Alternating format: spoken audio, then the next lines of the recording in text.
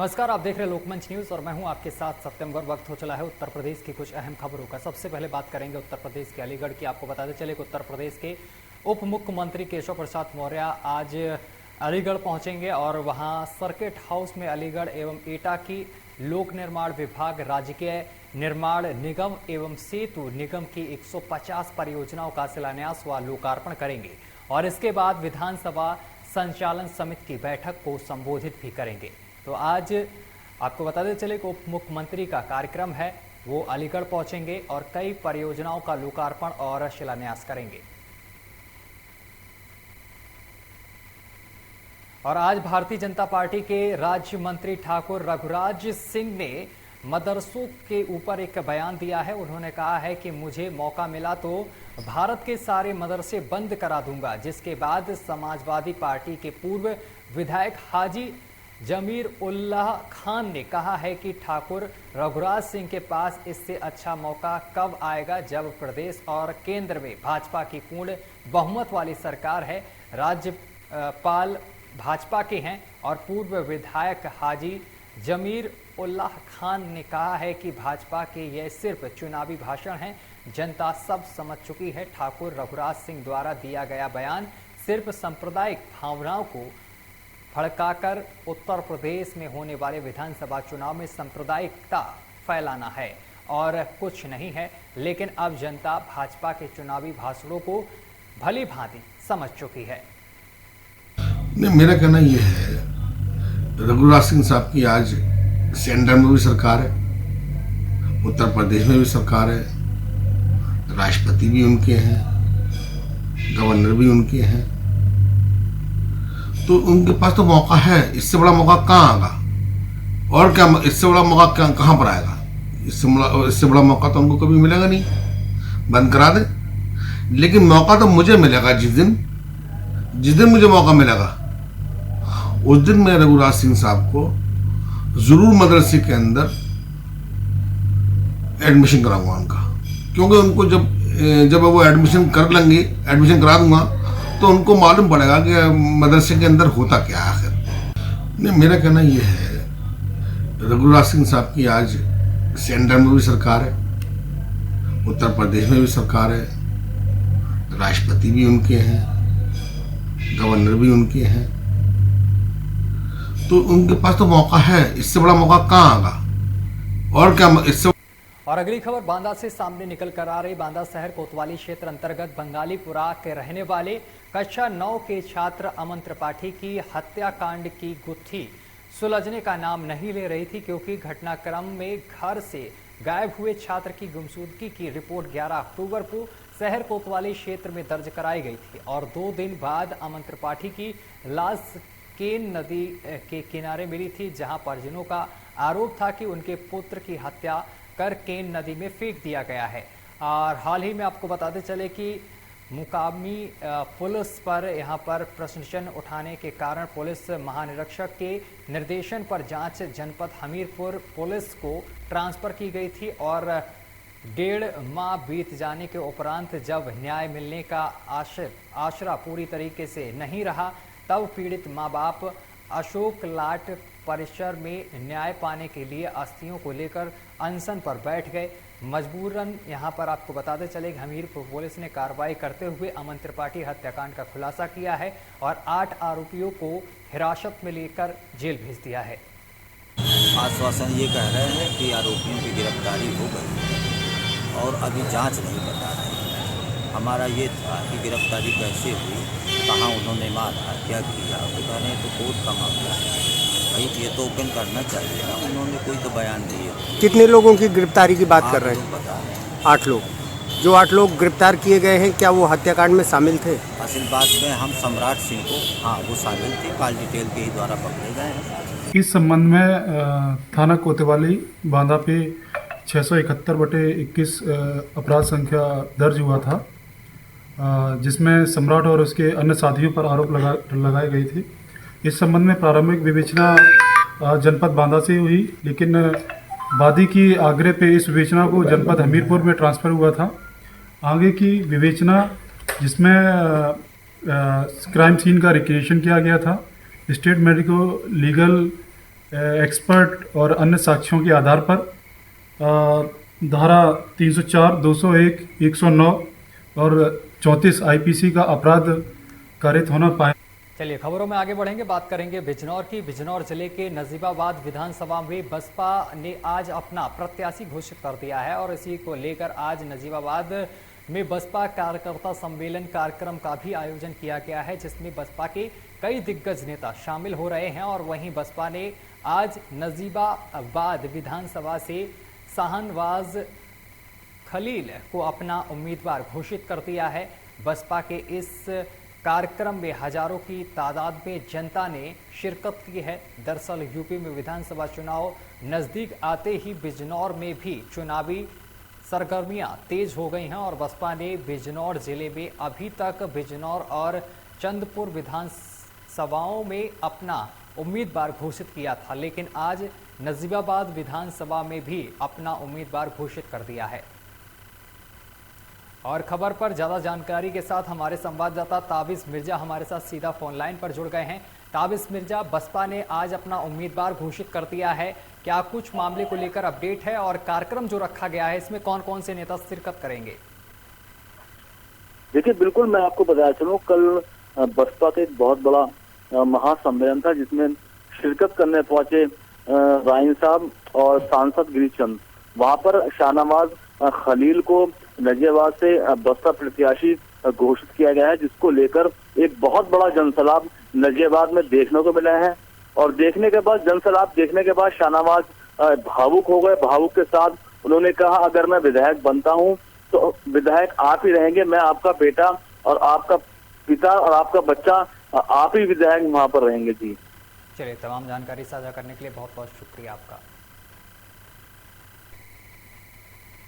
चलिए खबरों में आगे बढ़ेंगे, बात करेंगे बलिया के। बलिया में रिपब्लिकन पार्टी ऑफ इंडिया का काशी आगमन हुआ है।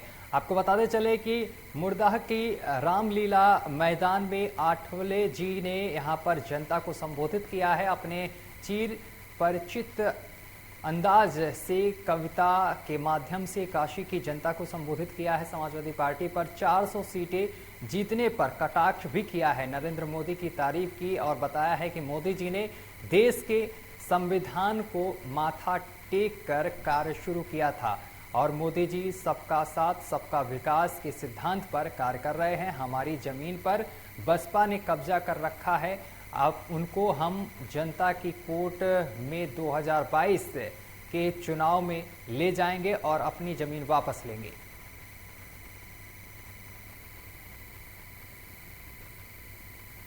चंदन Kumar Gupta. Republic Party of India का यहाँ रथ यात्रा खड़ी है। हाँ, ये खड़ी है और ये बलिया होते हुए हम लोग आगे भी जाएगी। हम बलिया में यहाँ पे कार्यक्रम चल रहा है। जनपद बलिया में घुमा गया, शहर में घुमा गया? नहीं, पूरा जनपद में घुमा जा रहा है और आगे भी घुमा जाएगा। ये क्या उद्देश्य क्या है जानते हैं? इसका उद्देश्य यही है कि हम लोग को जितने पिछड़े वर्ग के लोग हैं जिनको कोई न्याय से अनुचित उसको हम लोग न्याय दिलाने का काम करेंगे और आगे पार्टी को बढ़ाएंगे।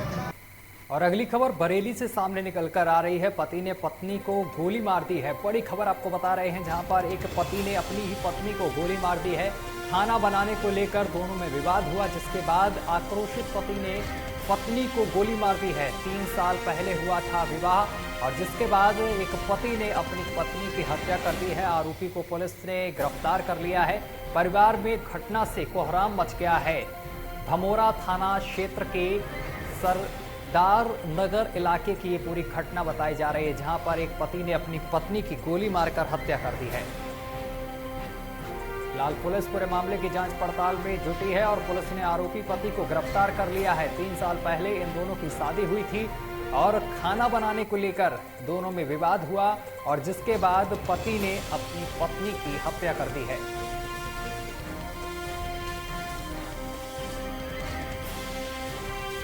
और बस्ती के NH 28 पर साल दर साल यहां पर हादसे की संख्या लगातार बढ़ती जा रही है। हर साल एक्सीडेंट में मरने वालों की संख्या का ग्राफ लगातार बढ़ता जा रहा है। रोड हादसों में बड़ी संख्या में लोग अपनी जान गंवा रहे हैं और बहुत से लोग मार्ग दुर्घटना से अपना भी हो रहे हैं। आपको बताते चले कि अपंग भी हो रहे हैं। वहीं आपको बताते चले कि जगह जगह अवैध यहाँ पर कट्स और यातायात नियम का पालन ना होने की वजह से एक्सीडेंट का ग्राफ लगातार बढ़ता जा रहा है। इससे रोकने के लिए व्यापक स्तर पर पहल होनी चाहिए। पिछले 5 साल की अगर बात करें तो हादसों में 60% का इजाफा हुआ है।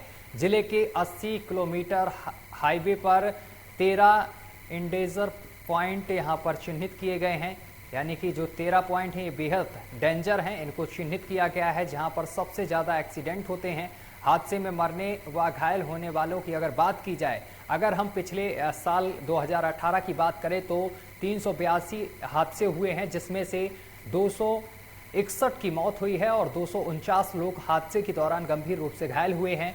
और अगर 2019 की बात की जाए तो यहाँ पर 388 लोग हादसे हुए हैं, 388 लोगों के साथ, जिनमें से 245 की मौत हुई है और 240 घायल हुए हैं, यानी कि करीब आधे का ही मामला है। और घायल और मौतों का अगर 2020 की बात की जाए तो 288 हादसे हुए हैं, जिसमें से 245 लोगों की मौत और 175 लोग घायल हुए हैं। इन आंकड़ों को आप देखकर अपनी आसानी से यहाँ पर अंदाजा लगा सकते हैं कि एक्सीडेंट का किस तरीके से ग्राफ बढ़ता जा रहा है।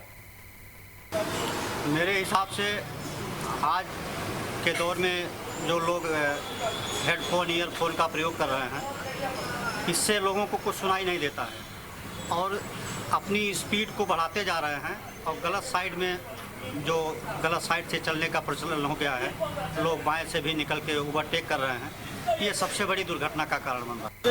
कारण उसका रीज़न ये है कि हम लोग जैसे मान लीजिए जो लाइसेंस हमको मिला है, ट्रैफिक रूल ना फॉलो करते हुए लाइसेंस हमको मिल गया, हम गाड़ी बाइक या कार जीप कुछ चलाते चले गए, उसका सिस्टम इंडिकेटर डायरेक्शन हमको नहीं मालूम है और हम बैठ गए। हाईवे मतलब हाईवे पर हैवी गाड़ियाँ चल रही हैं, वो अपने डायरेक्शन में चल रही हैं, सिस्टम में चल रही हैं, हमको बस उसका लोकेशन या इंडिकेटर नहीं मालूम है। और अगली खबर यूपी के चंदौली जनपद के बछिया धरना स्थल से सामने निकल कर आ रही, जहां पर संयुक्त संघर्ष संचालन समिति ने बछिया धरना स्थल पर धरना दिया है। आपको बताते चले कि संयुक्त संघर्ष संचालन समिति के धरना में शिक्षक, सफाई कर्मचारी, होमगार्ड, राजस्व विभाग के अधिकारी और अन्य सरकारी कर्मचारी धरना स्थल पर धरना दे रहे हैं, जिसमें पुरानी पेंशन बहाली और अन्य विभिन्न मांगों को लेकर सरकारी विभाग के लोगों ने मुख्यालय पर रैली निकालते हुए भारी संख्या में धरना दिया है। वहीं धरनारत लोगों ने बताया है कि यदि हमारी मांगें नहीं पूरी की गई तो हम लखनऊ तक जाएंगे और पेंशन हमारे बुढ़ापे की लाठी होती है। और साथ ही उन्होंने कहा है कि सरकार की नई पेंशन योजना बिल्कुल गलत तरीके से बनाई गई है, जिसका हम विरोध करते हैं। मनोज कुमार पांडे, संयोजक संघर्ष संचालन समिति चंदौली। भारी संख्या में आप लोग बछिया धरना स्थल पर धरना दिए हैं, क्या है? हम लोगों की सबसे पुरानी और सबसे मजबूत मांग पुरानी पेंशन को बहाल किया जाए और साथ ही हमारी 11 सूची और मांग पत्र हैं, जिसमें जो भी हमारे समताकर्मी कर्मचारी हैं, शिक्षक हैं। इससे पहले भी भारी संख्या पे आप लोगों ने धरना दिया था, सुनवाई नहीं हुई थी, फिर दोबारा दे रहे हैं। अपना परिचय बताएं। मैं रामनगीना सिंह, अध्यक्ष संयुक्त संघर्ष संचालन समिति जनपद चंदौली। आप लोग भारी संख्या में धरना स्थल बछिया धरना स्थल पर धरना दिए हैं, क्या है मामला? मामला बहुत पुराना है। सन 2004 में सम्मानित अटल बिहारी वाजपेयी प्रधानमंत्री हुआ करते थे। उन्होंने एक ही मंच से, एक ही वाणी से 2 निर्णय दिया था। एक निर्णय हुआ कि प्रतिनिधियों की पुरानी पेंशन बहाल रहेगी और कर्मचारियों की पुरानी पेंशन समाप्त होगी। इस तरह से जनप्रतिनिधि अगर एक बार MLC हो गया तो उसका पेंशन, विधायक हो गया तो उसका पेंशन, लोकसभा मेंबर हो गया तो उसका पेंशन, वो 5 साल में पेंशन के हकदार होंगे, 1 साल में पेंशन के हकदार होंगे और हम कर्मचारी 60 साल, शिक्षक 62 साल में वो पेंशन के हकदार नहीं होंगे। क्या बताएं? जी, मैं सुनीता तिवारी प्रधानाध्यापक के पद पे हूँ। बेसिक शिक्षा परिषद में पिछले 16 सालों से काम कर रही हूँ। आप लोग धरना दिए, क्या है? देखिए, अभी तो मैंने बताया पिछले 16 सालों से काम कर रही है, आगे भी कई सालों तक हमको काम करना है और अपने जीवन का महत्वपूर्ण समय हम विभाग को देते हैं पढ़ाने के लिए नियुक्त की है। पढ़ाई के अलावा बेसिक शिक्षा परिषद के शिक्षक बहुत सारे काम करते हैं, पूरी उम्र लगा देते हैं। उसके बाद जब वो रिटायर होते हैं तो क्या उनको पेंशन लेने का हक नहीं है, ये बताइए आप। बछिया धरना स्थल पर भारी संख्या में महिला भी है, आप लोग के द्वारा क्या किया जा रहा है? जी, मैं बेसिक शिक्षा परिषद में महिला शिक्षक संघ की जिलाध्यक्ष हूँ और मेरे साथ करीब 150 से 200 महिलाएं साथ में आई हुई हैं, जो सबकी सब पेंशन चलिए खबरों में आगे बढ़ेंगे, बात करेंगे उत्तर प्रदेश में आगामी विधानसभा चुनाव को लेकर। आपको बताते चले जनता के बीच विकास कार्यों की बौछार शुरू हो गई है और जिसको लेकर लोकार्पण और शिलान्यास का दौर शुरू हो गया है। और यह बात अलग है कि काम हुआ या नहीं कोई नहीं जानता है। यह मामला यूपी के फतेहपुर जिले से सामने निकल कर आया है, जहां पर जिला पंचायत द्वारा जिले में सड़कों के निर्माण सहित कई कामों का जिसकी लागत 28 करोड़ 75 लाख की बताई जा रही है। जिला पंचायत परिसर में केंद्रीय मंत्री साध्वी निरंजन ज्योति ने लोकार्पण किया है। वहीं केंद्रीय मंत्री साध्वी निरंजन ज्योति ने अखिलेश यादव पर तंज कसते हुए कहा है कि नकली गुलदस्ते भी बाजार में बिकते हैं। एक असली गुलदस्ता होता है जिसमें खुशबू होती है और वह जहां रखा जाता है उसमें खुशबू होती है। और यह जो गुलदस्ता बन रहा है ना, जिसमें ओवैसी जैसे लोग इत्र छिड़कने आ रहे हैं। उस पर तर्क दिया है अखिलेश ने कि बीजेपी जितने भी हवाई अड्डे बनवा रही है उसे बेचने के लिए बनवा रही है। अब नाच ना आवे आंगन टेढ़ा, ठीक। अब जिनको करना नहीं आता तो करे कराए में बोलना ही है, कुछ तो बोलना है ना। अब मौन भी नहीं रह सकते, जनता के बीच में संदेश भी देना है कि हम भी बोलते हैं। अब क्या बोलते हैं, यही काम, ये जेवर का जो एयरपोर्ट का है ये शुरुआत 14 से शुरू हो गई थी। चाहते तो ये श्रेय ले सकते थे, तुमको किसने रोका था भाई? प्रस्ताव करके भारत सरकार को भेजते। इंटरनेशनल ये एयरपोर्ट बन रहा है, तब भी कर सकते थे। कुशीनगर के लिए भी पहले से शुरुआत थी, तब क्यों नहीं कर पाए? यदि योगी जी कर रहे हैं तो तुम्हारा हाथ किसी ने पकड़ा था? सरकार तुम्हारे साथ भी खड़ी हो, लेकिन तब तुम्हें लग रहा था कि हम कोई काम करेंगे तो मोदी जी का नाम होगा। अरे भैया, नाम किसी का हो, विकास तो प्रदेश का होता ना। मेट्रो का उद्घाटन कर दिया, मेट्रो चली नहीं थी। अब वही बात है, मैंने पहले भी कह दिया, नाच नावे आंगन टेढ़ा। अब 22 का चुनाव आ रहा है तो अब बोल रहे। और गाजियाबाद के लोनी में बदमाशों की पुलिस से मुठभेड़ का लाइव वीडियो सामने निकल कर आया है। वहीं युवती की चैन छीनकर भाग रहे बदमाशों को पब्लिक और पुलिस ने घेर कर पकड़ लिया है। बदमाशों ने खुद को घिरता देख गोली चला दी है, जिसके बाद बदमाशों के गोली चलाने से गुस्साए भीड़ ने बदमाशों को बुरी तरीके से पीट दिया है। वहीं पुलिस ने बदमाशों को हिरासत में ले लिया है। बदमाशों के कब्जे से युवती से लूटी गई चैन व लूट की एक लाइसेंसी रिवॉल्वर इनके पास से बरामद कर ली गई है। और इस खबर पर ज्यादा जानकारी के साथ हमारे संवाददाता अजीत हमारे साथ फोनलाइन पर सीधा गाजियाबाद से जुड़ गए हैं। अजीत, गाजियाबाद में बदमाशों के हौसले इस कदर बुलंद हैं कि दिन दहाड़े एक चैन छीनकर भाग रहे थे बदमाश, जिसके बाद उनको धर दबोचा गया है। मामले को लेकर क्या कुछ अपडेट है? देखिए, मैं बता दूं कि ये एक शाम का वक्त था। जो महिला थी, महिला अपने घर से बाहर निकली मार्केट के लिए। वहां पर तिजोरी मार्केट लगता है, मार्केट में महिला अपना सामान लेने के लिए जाती है। उस बीच बदमाश जो है वो तमंचे के बल पर वहां पर मौके पर पहुंचते हैं और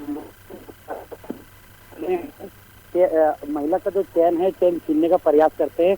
इसमें विफल साबित रहते हैं क्योंकि वहाँ के जो स्थानीय लोग हैं उनके सूझबूझ से ये घटना विफल साबित होता है। बदमाशों को उनकी पिस्टल छीन के बदमाशों का पिस्टल छीन के उनको फिर धर दबोचते हैं। और जो स्थानीय लोग हैं उन्हें मारा पीटा भी गया है। बदमाशों को मारा पीट करके जो स्थानीय जो पुलिस है उनको सूचना देते हुए उनके हवाले कर दिया है। हालांकि अब उनके ऊपर कानूनी कार्रवाई की गई है। उसके बाद अब देखना ये होगा कि किस तरीके का परिणाम जो है वो निकल के आता है, क्योंकि ये जो लोनी का जो क्षेत्र लगता है, लोनी का एक ऐसा क्षेत्र है जहाँ पर आए दिन ये लूट की घटना को अंजाम देते हैं। अजीत, आए दिन ये लूट की घटनाएं सामने निकल कर आ रही, लेकिन फिर भी पुलिस इन पर लूट की घटनाओं पे अंकुश लगाने पर कहीं ना कहीं विफल साबित हो रही है, क्योंकि बदमाशों के हौसले इस कदर बुलंद है कि दिन दहाड़े एक महिला से चैन छीनकर भाग रहे हैं बदमाश।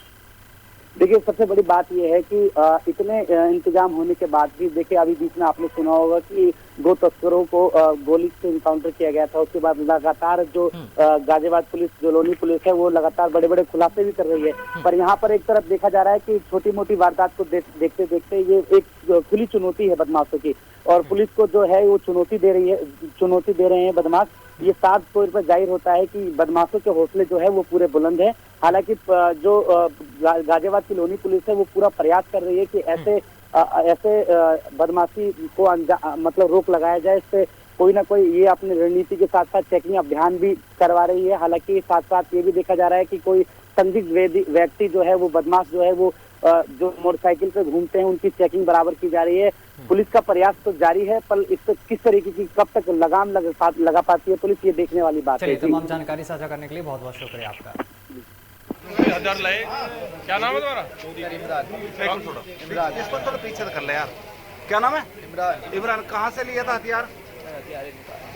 कहाँ के रहने वाले हो? दिल्ली के। कहाँ के? कहाँ से लूटी थी चैन? मोटरसाइकिल किसकी थी? मेरी थी। वो भी चोरी की थी क्या? नहीं सर, मेरे अपनी है। अच्छा। और गोंडा से दिल दहला देने वाली खबर सामने निकल कर आ रही है। गोंडा में ट्रिपल मर्डर से सनसनी फैल गई है। बड़ी खबर आपको बता रहे हैं, गोंडा में ट्रिपल मर्डर से सनसनी फैल गई है। हत्यारे अशोक का अभी तक पता नहीं चल पाया है। 36 घंटे के बाद भी पुलिस के हाथ खाली बताए जा रहे हैं। मर्डर के इरादे से घर में पहुंचा था अशोक, जिसके बाद पुलिस की LIU और SWAT टीम के हाथ अभी तक खाली बताए जा रहे हैं। बाड़गांव के शिवनगर कॉलोनी का ये पूरा मामला बताया जा रहा है, जहां पर अशोक ने 3 लोगों का मर्डर कर फरार बताया जा रहा है। इस वक्त की बड़ी और अहम खबर आपको बता रहे हैं गोंडा से, जहां पर आपको बताते चले कि ट्रिपल मर्डर से सनसनी फैल गई है। आरोपी अभी भी पुलिस की गिरफ्त से फरार बताया जा रहा है। 36 घंटे बीत जाने के बाद भी पुलिस के हाथ खाली हैं। और जालौन से बड़ी खबर सामने निकल कर आ रही है। जालौन में पत्नी की हत्या कर पति ने आत्महत्या कर ली है। बड़ी खबर आपको बता रहे हैं जालौन से, जहां पर पहले पति ने पत्नी की हत्या की, इसके बाद उसने खुदकुशी कर ली है। बड़ी और अहम खबर आपको बता रहे हैं, पति ने पहले अपनी पत्नी की हत्या की, इसके बाद खुद आत्महत्या कर ली है। गृह कलेश के चलते वारदात को अंजाम दिया है। 2 मौतों से इलाके में सनसनी फैल गई है। सूचना पर पहुंची पुलिस ने सबको कब्जे में लेकर पोस्टमार्टम के लिए भेज दिया है। कदौरा थाना क्षेत्र के मोहल्ला सिद्धार्थ नगर की पूरी घटना बताई जा रही है। इस वक्त की बड़ी और अहम खबर आपको बता रहे हैं जालौन से, जहां पर आपको बताते चले कि पत्नी की हत्या करने के बाद पति ने खुद आत्महत्या कर ली है। गृह कलेश के चलते वारदात को अंजाम दिया गया है।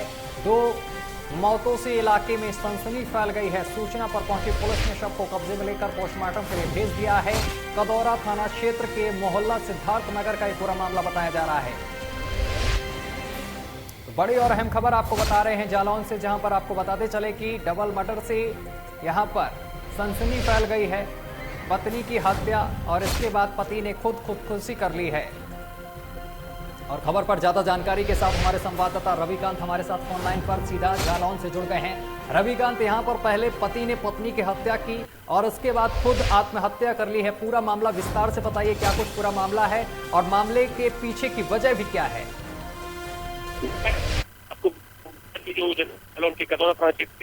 मोहल्ला सिद्धार्थ घटना जो सामने आई थी, इसमें उदय उसने इस हृदय विदारक घटना को देखते हुए ये घंटों में लगती है। जब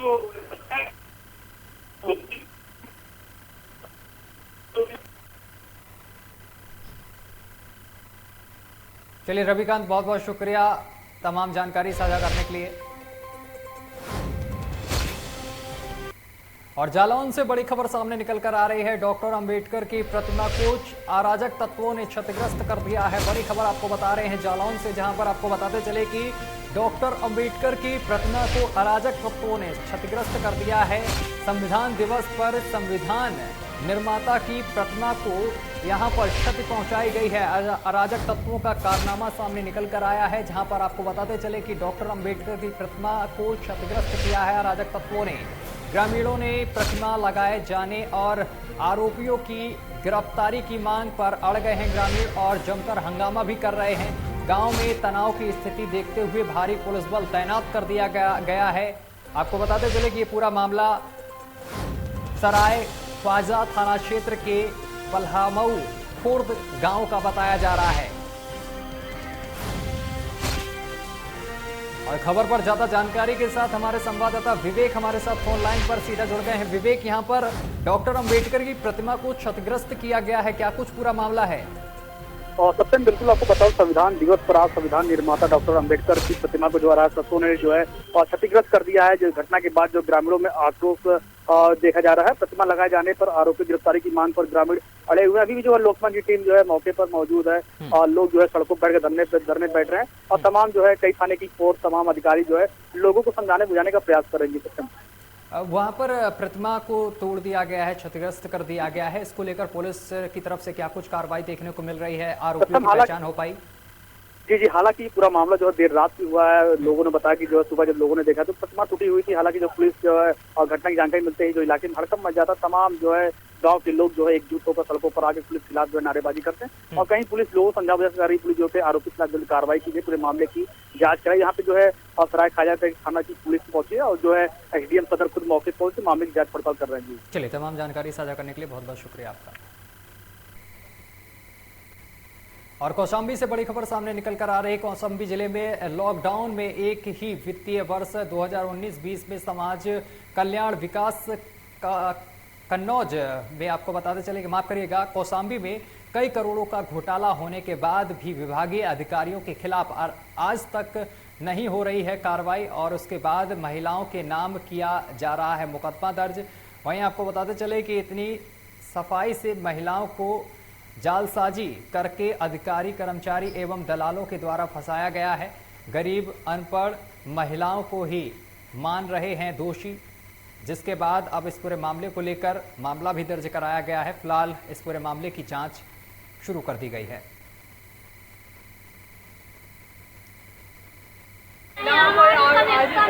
पुलिस महानिरीक्षक साहब आए लेकिन मिलने नहीं दिया जा रहा है।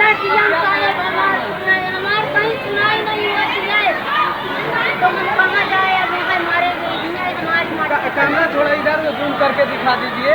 देखिए, यहाँ पास इन महिलाओं को मिलने नहीं दिया जा रहा है और ये आई हुई है पीड़ित महिलाएं, लेकिन उनको मिलने नहीं दिया जा रहा है। मैं लोकमत न्यूज चैनल से लौडेश कुमार। और ललितपुर से बड़ी खबर सामने निकल कर आ रही है। ललितपुर में राज्य परिवहन विभाग की यात्री बस अनियंत्रित होकर पलट गई है। बड़ी खबर आपको बता रहे हैं, राज्य परिवहन विभाग की बस अनियंत्रित होकर पलट गई है। बस में सवार एक यात्री की मौत हो गई है, जबकि 4 यात्री घायल बताए जा रहे हैं। इस वक्त की बड़ी और अहम खबर आपको बता रहे हैं। सूचना पर पुलिस पहुंच गई है, राहत बचाव का कार्य शुरू कर दिया गया है। सभी घायलों को अस्पताल में भर्ती कराया गया है। इस वक्त की बड़ी और अहम खबर आपको बता रहे हैं, अनियंत्रित होकर बस पलट गई है, जिसमें एक यात्री की मौत हो गई है, जबकि 4 यात्री घायल बताए जा रहे हैं। मंडवारा थाना क्षेत्र अंतर्गत शाडूमल ग्राम के पास की पूरी घटना बताई जा रही है, जहां पर एक बस अनियंत्रित होकर पलट गई है और इस हादसे में एक की मौत हो गई है, जबकि 4 लोग घायल बताए जा रहे हैं।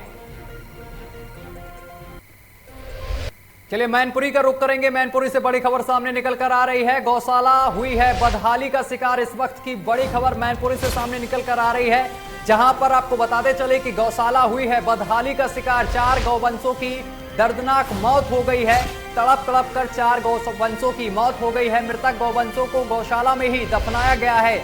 मीडिया की टीम देखकर गौशाला प्रभारी वहां से फरार हो गए हैं। विकास खंड कुरावली के ग्राम सोनई पार बनी गौशाला का ये पूरा मामला बताया जा रहा है। आपको बताते चले कि विकास खंड कुरावली के ग्राम सोनई के पास बनी गौशाला का ये पूरा मामला है, जहां पर पहले भी लापरवाही की तस्वीरें और खबरें सामने निकल कर आई। इसके बाद भी गौशाला प्रभारी अभी भी सुधरने का नाम नहीं ले रहे हैं। मीडिया को देखकर वहां से रफू चक्कर हो गए हैं, फरार हो गए हैं।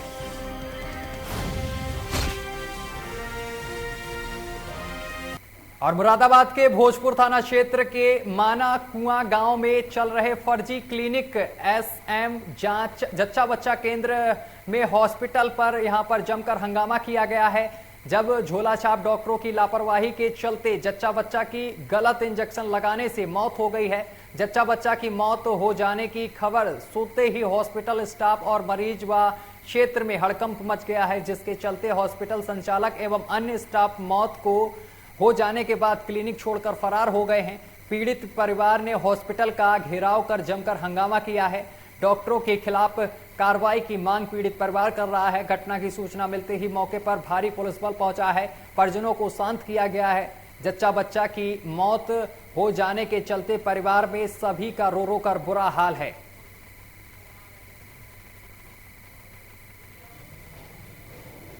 आज यहाँ एक मौत हुई है अस्पताल में मनपुआ मकसूदपुर में, क्या मामला?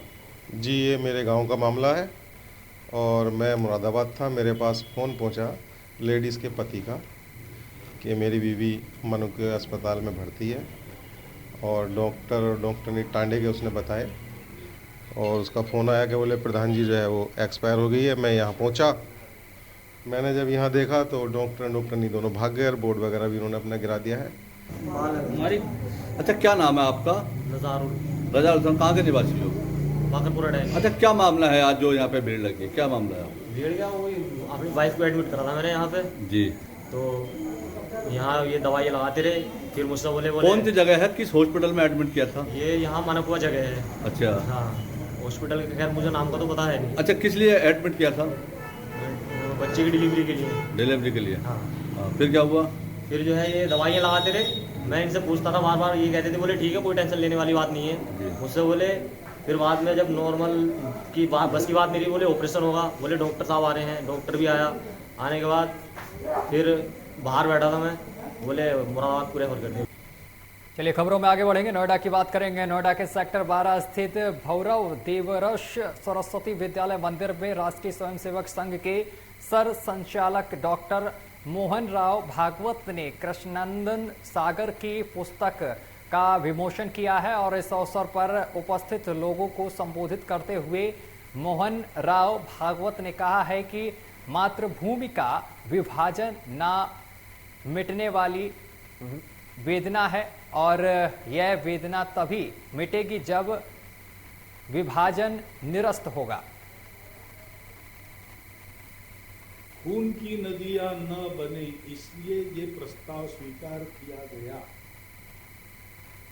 और नहीं करते तो जितना खून बहता उससे कई गुना खून उस समय बहा और आज तक बह रहा।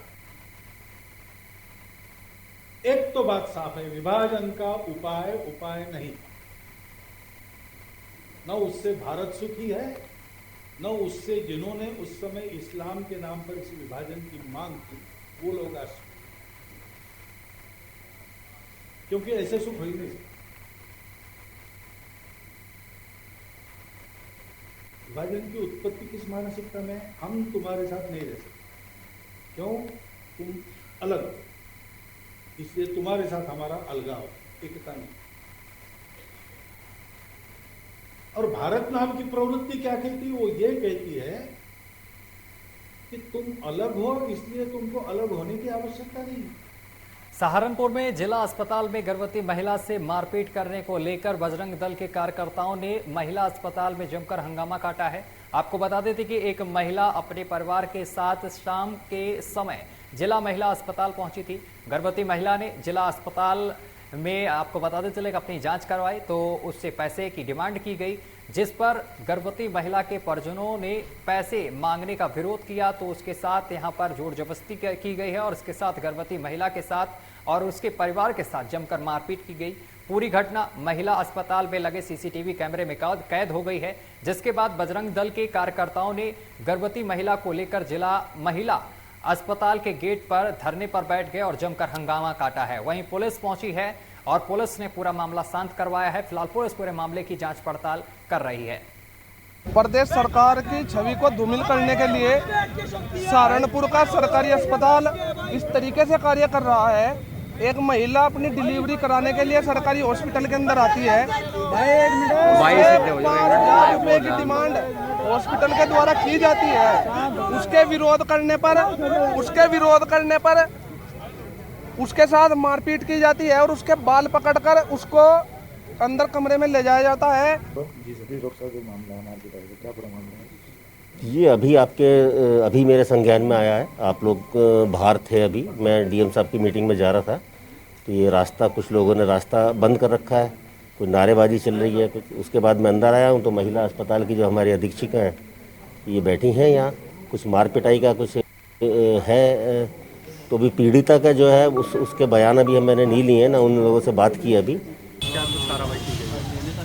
ये आज एक यहाँ पर एक महिला हैं, उनके साथ कोई अभद्रता की शिकायत की गई थी। उस पर हमारे बजरंग दल के जो कार्यकर्ता थे लोग थोड़ा सा उनको गुस्से में थे, आक्रोश में थे, तो उसके संबंध में सीएमओ साहब को बुला करके इनके सामने ही एक लिखित शिकायत दी गई है, जिस पे सीएमओ साहब ने आश्वासन दिया है कि जांच करके कड़ी कार्रवाई करेंगे। हम भी इनको आश्वस्त करना चाहते हैं कि हम भी जो भी दोषी होगा वो छूटेगा नहीं और उसके ऊपर कड़ी विधिक और वैधानिक कार्रवाई की जाएगी। सर, इसमें सीसीटीवी वीडियो वायरल हो रहा है जिसमें देखा जा रहा है कि अभद्रता की गई है, तो उसका क्या जरूरत है? हाँ, इस चीज़ को सीएमओ साहब के संज्ञान में डाला भी गया है कि इस वीडियो का भी संज्ञान लीजिए, ये एक एविडेंस के काम रूप में रहेगा। चलिए लेते हैं छोटा सा ब्रेक के उस पार भी खबरों का सिलसिला लगातार जारी रहेगा।